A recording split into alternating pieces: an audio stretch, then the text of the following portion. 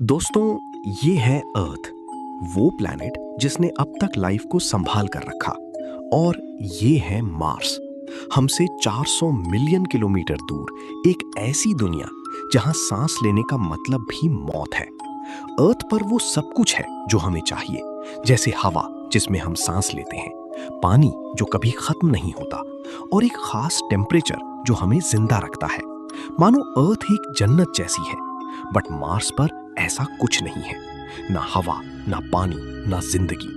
Mars एक lifeless planet है जहां अगर एक बार चले गए तो वापस आना नामुमकिन है। मार्स बेसिकली एक रेडियो एक्टिव वेस्टलैंड है, never going home. This trip might have no return. Mars lost its magnetic field billions of years ago. दोस्तों, ये तो हम कई सालों से सुनते आ रहे हैं कि मार्स पर एक कॉलोनी बनाई जाएगी जिसमें 1 मिलियन लोग रहने जाएंगे। अब ये सुनने में तो काफी इंटरेस्टिंग लगता है, बट सवाल ये आता है कि क्या रेड प्लैनेट से वो लोग वापस भी आ पाएंगे? क्योंकि अर्थ ने तो बिलियंस ऑफ ईयर्स का एवोल्यूशन किया, तब जाकर ह्यूमंस के लिए एक परफेक्ट एनवायरनमेंट क्रिएट हुआ। बट वहीं अगर हम मार्स को देखें तो वहां एनवायरनमेंट इतना खतरनाक है कि अगर हेलमेट उतारा तो 2 मिनट से पहले ही मौत आ जाएगी। यानी हम रेड प्लैनेट पर चले तो जाएंगे, बट क्या हम वहां से वापस आ भी पाएंगे या हमेशा के लिए वहीं रह जाएंगे?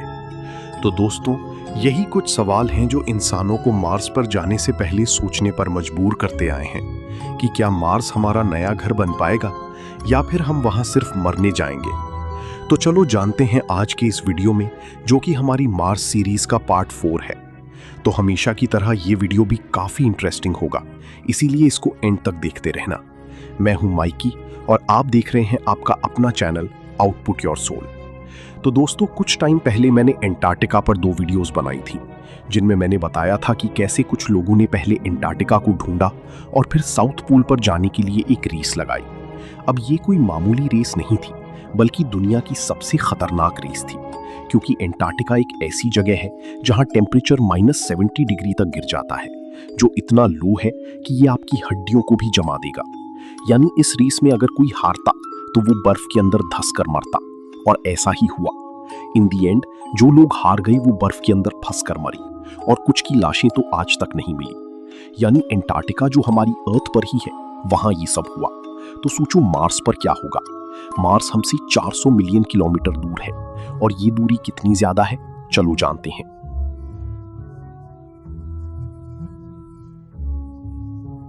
–1989 वो साल था जब एक स्पेसक्राफ्ट नेपट्यून पर पहुंचा, और 2015 वो साल था जब एक स्पेसक्राफ्ट फाइनली प्लूटो पर भी पहुंचा।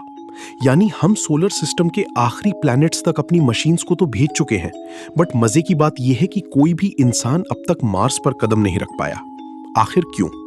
तो दोस्तों, बात यह है कि जब भी हम मशीन्स को दूसरे प्लैनेट्स पर भेजते हैं तो वो कभी वापस नहीं आती, और यही वजह है कि अगर हमने इंसानों को मार्स पर भेजा तो शायद वो भी कभी वापस ना आ पाए। और इसकी वजह और कुछ नहीं बल्कि मार्स की हमसे दूरी है।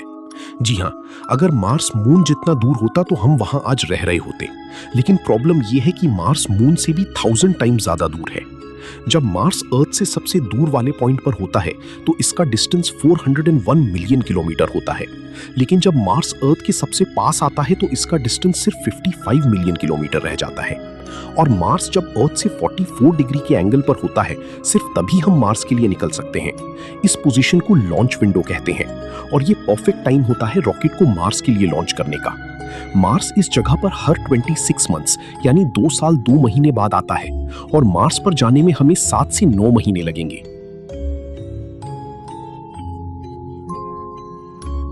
दोस्तों, मान लो कि आप उन लोगों में से हो जो पहली बार मार्स पर गए और रेड प्लैनेट पर सबसे पहले कदम रखकर हिस्ट्री बना दी। अब ये सुनने में तो काफी कूल लगता है, लेकिन अब क्या आप वापस घर आ पाओगे? तो इसका जवाब है नहीं। मार्स आपको इतनी आसानी से वापस नहीं भेजने वाला। मार्स आपको इंतजार कराएगा, और वो इंतजार आपकी जान ले लेगा। जैसे मैंने बताया था कि मार्स पर जाने का परफेक्ट टाइम हर 26 मंथ्स बाद आता है, वैसे ही मार्स से वापस आने का टाइम भी 26 मंथ्स बाद आएगा। यानी अगर आप 9 महीने लगाकर मार्स पर पहुंच गए तो वापस आने के लिए आपको 17 महीने वेट करना पड़ेगा। और ये वेट कितना बुरा होगा, इसे हम स्टेप बाय स्टेप समझते हैं। Number 1, journey to Mars.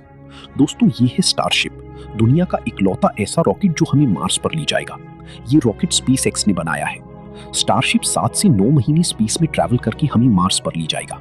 But twist ये है कि इसमें जीरो ग्रेविटी होगी। जीरो ग्रेविटी का मतलब है हम स्टारशिप के अंदर फ्लोट करेंगे।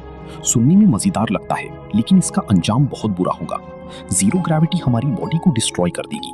हमारी बोन्स वीक हो जाएंगी, मसल्स कमजोर हो जाएंगी, बॉडी स्ट्रक्चर बदलने लगेगा, आंखों की नजर धुंधली हो जाएगी और ब्रेन भी डैमेज हो सकता है। यानी स्पेस ट्रैवल हमारी बॉडी के लिए बहुत खतरनाक है। Number 2, welcome to Mars. 9 महीने के बाद जब आप मार्स पर लैंड करोगे तो आप ठीक से खड़े भी नहीं हो पाओगे। मार्स की ग्रेविटी अर्थ का सिर्फ 38% है, लेकिन फिर भी आपकी बॉडी के लिए शॉक होगी। मार्स पर टेम्परेचर -60 डिग्री होगा और रात में -100 से भी नीचे गिर जाएगा। वहां ऑक्सीजन नहीं होगी, रेडिएशन स्ट्रांग होगी और डस्ट स्टॉर्म्स महीनों तक चल सकते हैं। यानी मार्स आपको वेलकम नहीं करेगा, बल्कि टॉर्चर करेगा। Number 3, long distance. मार्स पर अर्थ सिर्फ एक छोटा सा ब्लू डॉट दिखेगी। आप समझ जाओगे कि आपका घर कितना दूर है। मैसेज भेजने में 3 से 22 मिनट लगेंगे और रिप्लाई आने में भी उतना ही टाइम, यानी एक मैसेज के लिए 44 मिनट्स का वेट। इमरजेंसी में ये डिले जानलेवा हो सकता है। Number 4, food problem. मार्स पर खाना भेजना बहुत महंगा है। अगर खाना खत्म हो गया तो आपको मार्स पर ही ग्रो करना पड़ेगा। Number 5, rocket problem. मार्स से वापस आने के लिए फ्यूल मार्स पर ही बनाना पड़ेगा, वरना आप वहां फंस जाओगे। Number 6, human body. मार्स से वापस आने के बाद बॉडी इतनी वीक हो सकती है कि हड्डियां टूट सकती हैं, मसल्स काम नहीं करेंगी, हार्ट वीक हो सकता है और आंखें भी खराब हो सकती हैं। यानी कोई गारंटी नहीं कि आप अर्थ पर वापस आकर नॉर्मल रह पाओगे। दोस्तों, मार्स पर जाना दुनिया का सबसे बड़ा एडवेंचर होगा, लेकिन क्या आप मार्स पर जाना चाहोगे ये जानते हुए कि वापस आना लगभग नामुमकिन है? अगर एक बार रॉकेट अर्थ छोड़ गया तो आपकी पुरानी जिंदगी खत्म हो जाएगी। तो क्या आप इतनी बड़ी कुर्बानी देने के लिए रेडी हो? क्या आप मार्स पर जाओगे? कमेंट्स में बताओ।